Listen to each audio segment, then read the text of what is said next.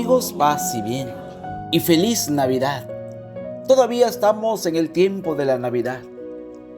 Jesús, que es amor, si hay algo a lo que ha venido a esta tierra, es a sembrar amor en todos nuestros corazones. Dejemos que su amor nos envuelva de su misericordia y de su ternura, para que cada día seamos más generosos con los que nos rodean, sobre todo con los más necesitados. El Evangelio de hoy está tomado del capítulo 1, de los versículos 35 al 42 de San Juan. En el texto del Evangelio de este día, nos encontramos nuevamente con la figura de Juan el Bautista, que estando con dos de sus discípulos, presenta a Jesús como el Cordero de Dios. Dice la palabra que inmediatamente aquellos discípulos fueron tras los pasos de Jesús. Hay un detalle del Evangelio que me llama mucho la atención, y es que marca exactamente la hora en que se produjo ese encuentro. Dice el Evangelio que fue aproximadamente a las 4 de la tarde. Quizá en ese punto tú puedas también hacer memoria de aquel día maravilloso en que por primera vez te encontraste con Jesús y que a partir de ese momento tu vida ha cambiado, y que fue tan grande la alegría que ese recuerdo fundante quedó por siempre en tu memoria. A partir de ese momento ya nada fue igual. Con Jesús reinando en el corazón, la vida adquiere otra luz. Creo que el Evangelio de hoy, en pocas palabras, reafirma la misión que Dios le había encomendado a Juan el Bautista, y que el Evangelio de Juan lo recalca con tanta frecuencia. Juan Bautista no es la luz, sino testigo de la luz, para que todos creyeran por medio de él. Juan, con su testimonio, fue capaz de acercar a aquellos que realmente querían conocer quién era Jesús. Ayudaba a preparar el camino, a llevar los senderos, a que los valles sean rellenos y que las montañas y las colinas sean enderezadas y nivelados los caminos disparejos, con el único fin de que todos los hombres vean la salvación de Dios. Mientras que Juan el Bautista indicaba el camino, Jesús invita a compartir su intimidad. Dice el Evangelio que cuando los discípulos de Juan le preguntan: ¿dónde vives?, él dijo: vengan y lo verán. Hoy nos dice a nosotros, para que en esa intimidad descubramos quién es Dios.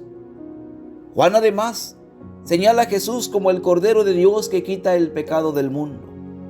De esa manera, hace referencia al carácter manso y humilde de Jesús como un cordero. Cuando hablamos de cordero, seguramente pensamos en el cordero pascual que se ofrecía en el Antiguo Testamento.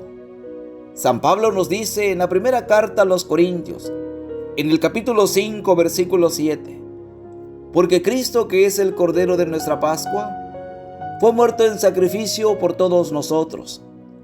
Así que no hay equivocación alguna cuando pensamos en el sacrificio pascual.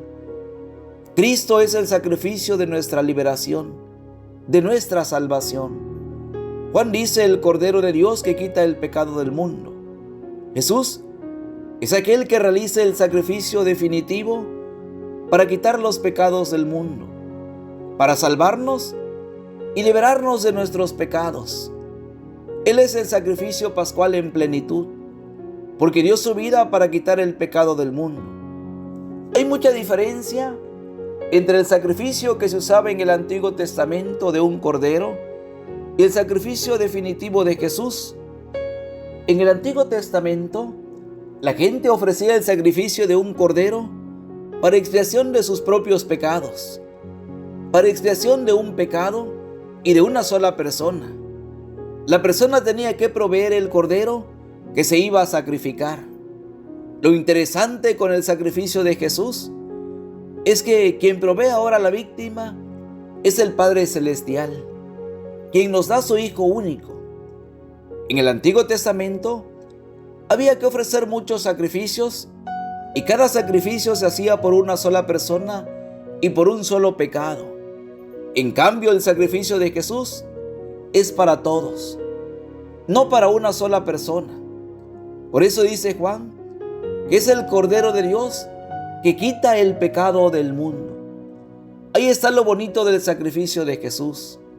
Jesús ofrece un solo sacrificio para quitar los pecados, no de una persona, sino de todo el mundo. En resumen, Jesús, como el Cordero de Dios, es un sacrificio por nuestros pecados en cumplimiento del sistema del sacrificio del Antiguo Testamento. Es por su sacrificio que nuestra comunión con Dios es restaurada y por la cobertura de su sangre que nos salva de la muerte espiritual. Pidamos a Dios que valoremos el sacrificio de Cristo. Oro a Dios por ustedes en este día. Que Dios bendiga tu vida y la de tu familia. Comparte este video y sigue evangelizando en las redes, porque si compartes, evangelizas. Ánimo, amigos, que el Señor los bendiga en el nombre del Padre, y del Hijo, y del Espíritu Santo. Amén. Paz y bien.